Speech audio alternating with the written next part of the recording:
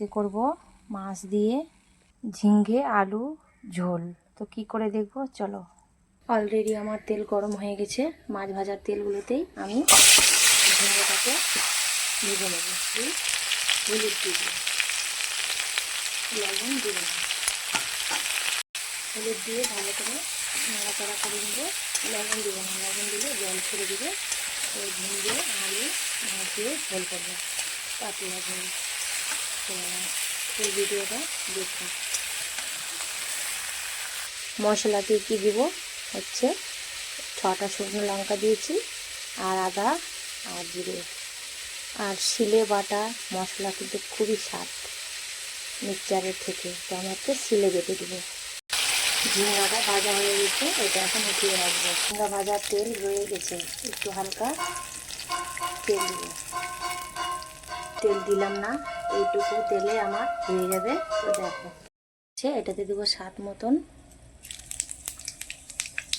পাঁচফোড়ন, আর দেবো পেঁয়াজ কুচি দিয়ে নাড়াচাড়া করে দেবো। লাল লাল হয়ে যাবে, আর তারপরে দিয়ে দেবো আলুটা। আমি এমনি মশলা কষিয়ে করবো না, এমনি মশলা ভেজে করবো। দেখো ভাত আমার হয়ে যাচ্ছে। পেঁয়াজটা আমার লাল লাল ভাজা হয়ে গেছে। এখন দিয়ে দেবো আলুটা,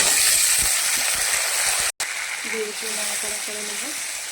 আমি কিন্তু এখন ঝিঙ্গাটা দিব না, যখন মাছ দিব তখন ঝিঙ্গা দিব। তো দেখো আমার আলুটা ভাজা হয়ে গেছে।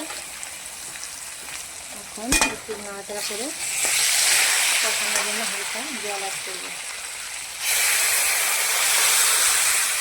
তো এখন আমি ঢাকনা খুলে দিব আর মশলাটা দিয়ে দেবো। একটু মশলাটা কষানো হয়ে যাক, তারপর আমি জল দিয়ে দেবো মাছের ঝোলে। আমার মশলা কষানো কমপ্লিট, এখন দিয়ে দেবো ঝোলের জল। ঝোলের জল দিয়ে দিলাম, ভাজা ঝিঙ্গেটা দিয়ে দেবো ঝোলে। ব্যাস, দিয়ে একটু নাড়াচাড়া করে নেব। কিছুক্ষণ জলটা ফুটে যাবে, তারপর মাছটা ঝোলে দিয়ে দেবো। মাছের ঝোলের জল আমার ফুটেছে। ঘোড়া যেভাবে দৌড়ায় সেভাবে টকবক টকবক করছে। তো আমি ভাজা মাছটা দিয়ে দেবো। ভাজা মাছটা একটু নরম নরম হবে, না আমার মাছের ঝোল কমপ্লিট, একদম কমপ্লিট। তো বাই বন্ধুরা, পরের ভিডিওতে দেখা হবে।